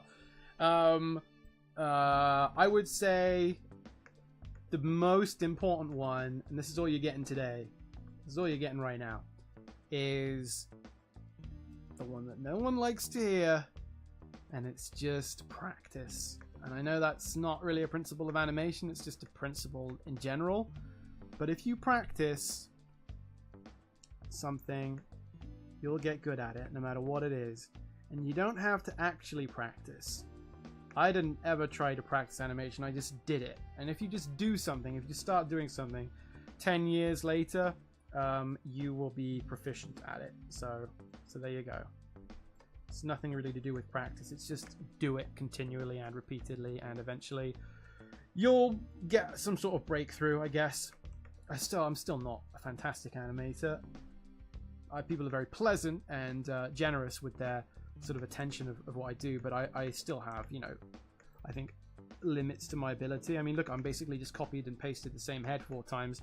I'm not very good at turning forms in a 3-dimensional way, but you know, I don't consider myself just an animator. I consider myself a writer and a voice actor too, and a storyteller, if I can say that. So I don't fret too much about the animation not being completely perfect, because it's never going to be completely perfect.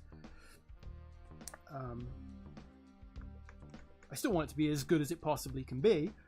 I don't want it, you know, cheap out at all, but I want it to serve a story, I suppose. So we're going to crunch the mouth up a little bit here, because he's going down. So as he goes down, it's like, well, the force of moving down has sort of made him shut his jaw just a little bit. And I think that's going to work too, so his jaw's going to be a little bit tighter shut here, because he's sort of panting as he's running. He's going, you know, so your mouth wouldn't necessarily be totally wide open the whole time.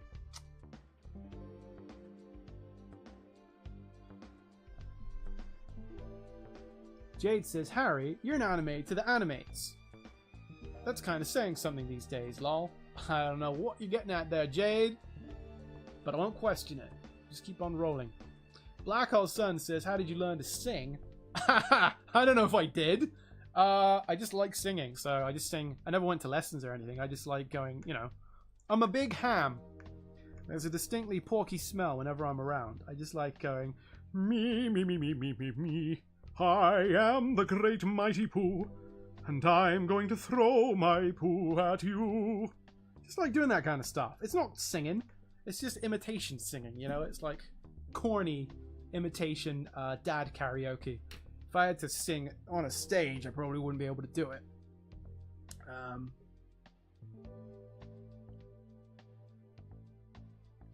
Sam Gay is saying stuff, but I'm not reading that because it's a conversation. So I'll just go back to animating. There's nothing wrong with that. Okay, and we're really gonna have the hair dragging now, because he's sort of sharply come down, so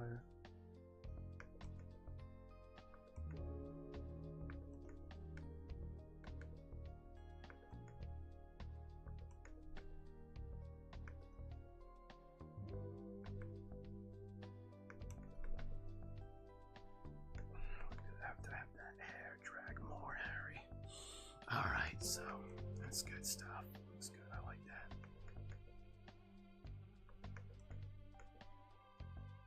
that. And I tell you what, the sort of sideburns there are going to be.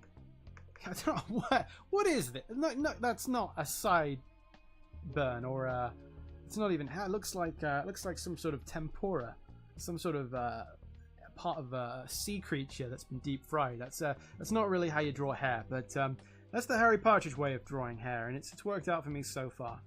So I need to draw more attractive characters. As part of the hang-up of them all looking like me, is they're all hideous things. I can't draw attractive stuff. I just go ugly, and it's such an important part of why people watch animation. I know this sounds like a sort of condescending thing to say, but I think people like looking at pretty things. That's not to say the audience are simpletons. I think it's a human trait. The reason I think Frozen was a big hit is because it didn't look like, I don't know, the box trolls. And I'm not shitting on the box trolls. It's still a beautiful film, but the characters have that sort of like ugliness to them. And if the characters in Frozen had all looked like that, with the exact same story and songs and production value, it wouldn't have pulled in whatever it did, $48 trillion and change.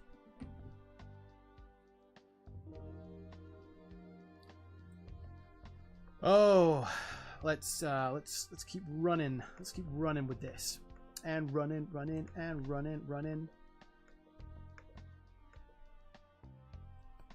Let's keep going here, because we are going to wrap this up, folks, in less than 20 minutes. I said I wouldn't go over 2 hours today, and I'm going to stick to that, because you know me. When I give myself a deadline, when I say Starbarians 3 is coming out in this particular time frame, well, this stream is going to be over at this particular time, I would always stick to that. I would certainly never completely miss it by several hundreds of magnitudes.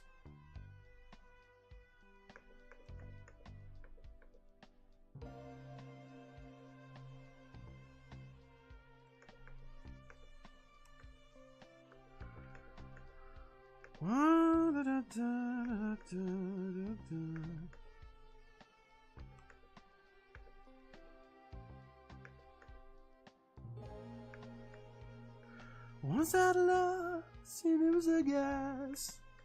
Soon found out, had a heart of glass.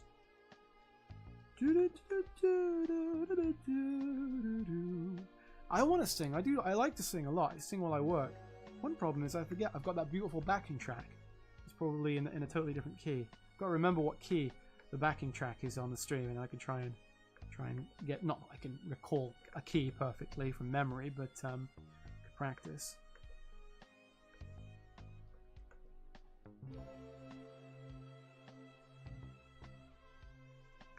Anyone seen the new Scooby-Doo film? Scooby-Doo... Scooby-Doo's Haunted Halloween or Scooby-Doo's Halloween. I'm not talking about the 3D thing that came out a couple of months ago. The big budget thing. I'm talking about the real Scooby-Doo movie. The straight to... Well, I guess the other one was straight on to video on demand. But the straight to DVD, straight to video on demand, 2D animated, traditionally animated Scooby-Doo film that came out this year. I love watching those, and I catch up with them every year. I did watch the last one that was the Curse of the 13th Ghost or something.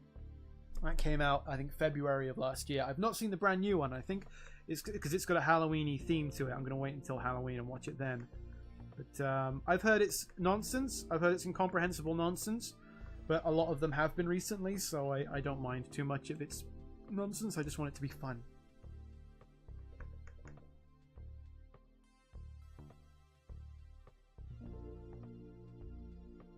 Nicholas. Hey, Nicholas. Did you ever go to college for animation, or did you... I did go to university where I did animation as a degree. But I didn't finish the degree. I dropped out. And I will say that it didn't come to me naturally. I had to practice, and I did read books on it and stuff. But I didn't learn anything in the course. It's not really a professional... They're not. It's an art university, so they're sort of looking at your work as its artistic merit, and they didn't actually teach us animation. We had a few lessons, we had a few like token kind of, this is how you do a walk cycle, but honestly that was less than 2% of all of the lessons that were given. So I did have to just practice myself. I wouldn't say it came naturally. Let me see. I had a question there I wanted to get to. Oh, I can't see. Oh, hang on. There's one from Team Visor up the top. Harry, is the Kilgar's code you're working on in 2019 still going to be a thing? It is. It's coming out this year. The problem was I was working on a Kilgar's code for 2019, and it's not explicitly Christmassy, but it does definitely have a strong Christmas vibe to it. and that was actually enhanced by the music that Brian Sadler did. And he, I told him it sort of is Christmassy, but not really. And he put a lot more Christmas in the music than I anticipated, but I liked it. All right, it's not a criticism. I liked the music, but more the kind of, jingle bells and sort of that wintry, sort of festive flavor to it. And I love it, and I don't want to change the music. It's great, but it does really hammer home the Christmas vibe of the thing. So it was nearly done. It was actually mostly animated, but I decided in the end, when I kind of missed the deadline, and it was already January, I thought no one wants something that feels this Christmassy in January. So I banked it, I held it back, and I am planning to release it this year, in our blessed year, our Lord's year of 2020, which has just been such a great year. It certainly can't be hurt by having a Kill Glass Code come out. It's like, it's bad enough, it's bad enough that it's been this year has been this year. So why not put out a couple extra Harry Partridge cartoons this year as well? Can't make it any worse.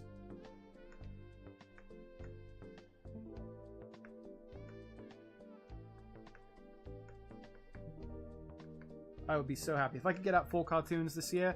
No, wait, I've only put out 1. If I could get out 3, I would be happy. 4 would be great, but I know we're gonna get out 2. I think we can get out 3. I think you guys are in for a treat if my stuff is any kind of treat to you. I don't know if it is.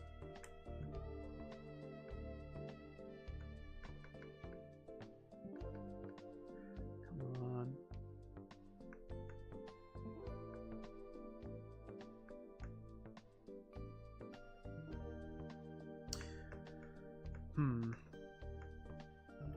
I've made the assistant's job a little bit too easy on this one, but that's okay. We can get him started really gently, because he's only going to have to do like 2 or 3 frames to get this whole thing finished. Coloring, he'll have to color it too, but I'll have to color 1 frame just to give him the actual colors as samples. So it's all right. It's all right. I'm sure he'll appreciate that. Be good to get him working again, because he is a talented guy. I just need to give him actual stuff to do. So that's important. If you hire someone, you actually have to ask them to do things. You can't just send them money.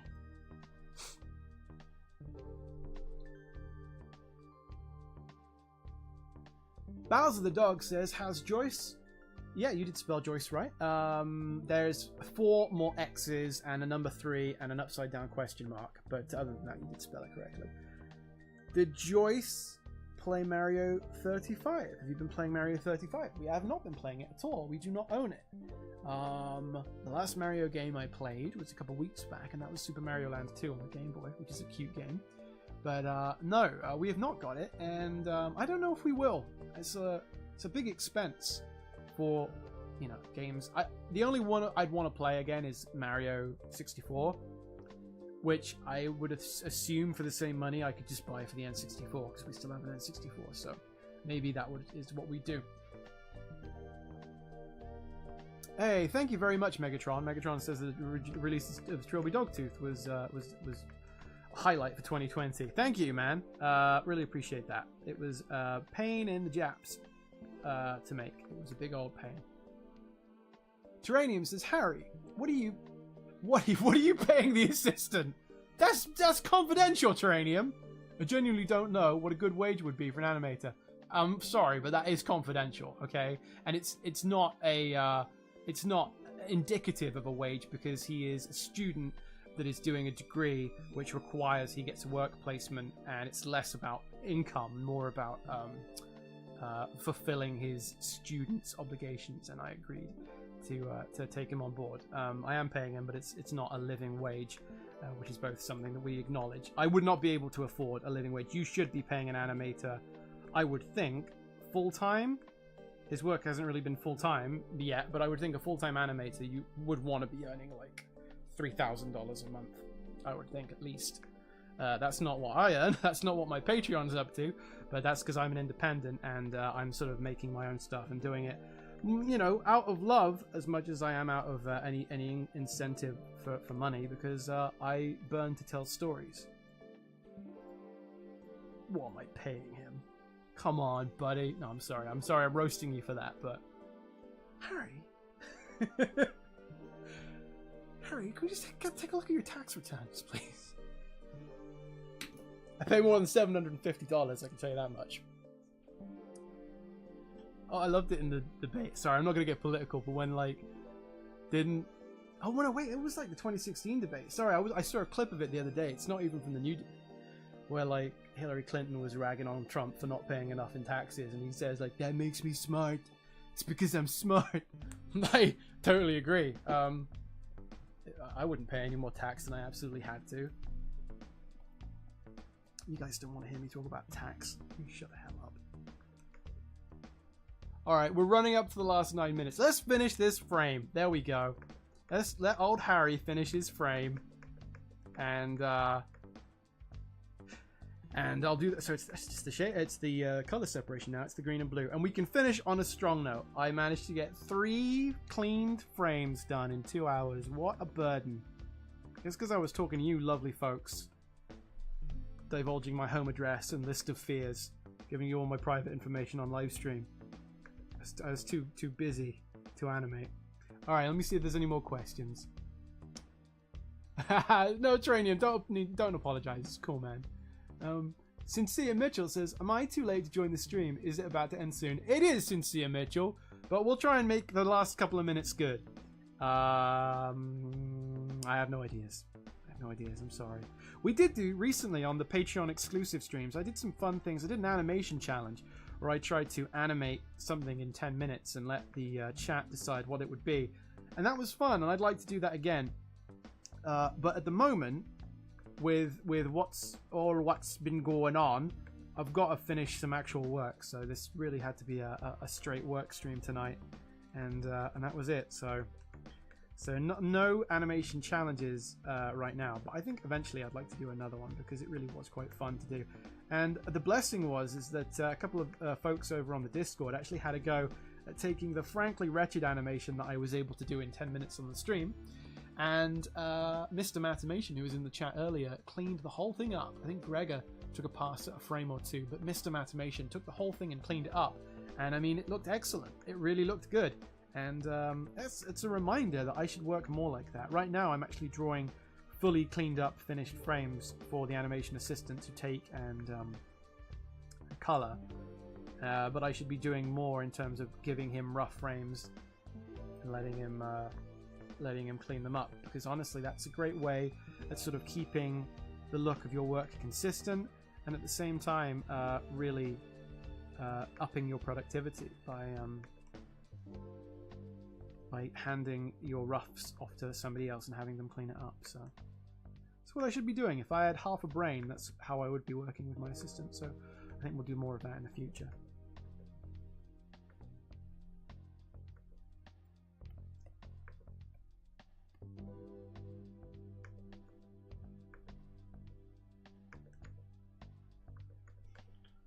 Alright, so let's shade these. His fingers have grown like 3 inches between these two poses. I guess you're just seeing a little bit more of the fingers wrap around, but that's fine.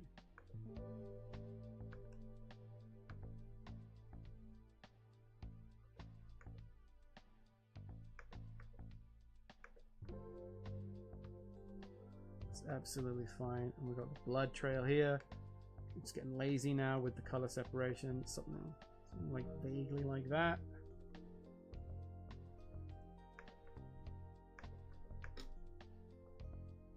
I should probably draw the other arm in and not forget that.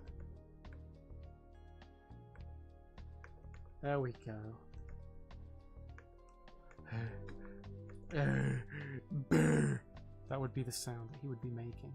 Now, we do have, we're obviously going to be copying and pasting these frames and reusing them, and then going and adding the arms and legs in later, because those are the elements that aren't going to be perfectly looping.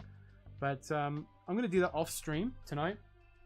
And I think that's it. I think I'm going to wrap it up there. So I know it doesn't look like we did much. That is because we didn't do much. But I'm very happy. I'm very happy that we were able to hold on to 118 viewers until the end, which is pretty great. So that means that some of you folks stuck around, and I can see from the chat that you did. So thank you. Thank you very, very much. And I have a very busy month ahead. We're going to be doing more stuff exclusive for the Patreon. We're going to be doing another cartoon Buffoon, another Shot Blast, maybe even multiples of those. And I have to, for many reasons, spiritual, sexual, financial, I have to finish a cartoon this month and get it on the main channel. And you will see something this month. And I know it's only been a month and a bit since Dogtooth came out, but I'm coming back sooner than you would expect with a new finished cartoon. So you'll see me on the channel here for sure. I will do more public live streams. They've been Patreon supporter exclusive lately. But guys, I will be back in some form. We'll figure out how the streams are going to go going forward, because it's a bit complicated if they're going to be private or not. But they will be public, I think, for the time being. It's the Shot Blasts and the Cartoon Buffoon that are definitely going to stay supporter exclusive. So if you want to watch those, head over to the Patreon. $2 a month, you can get access to those. But everyone will see the cartoon whenever it comes out, whatever it is, when it hits my main channel sometime in October. And I appreciate everyone for coming by tonight. I'm going to go and give my voice a rest and get back to animating offline. Thank you to everyone for coming by. Speak to you all soon. Rusty Brusher comes in with, "No, I'm too late." Yeah, you're too late. You're too late, buddy. Good night, everyone. Bless you all.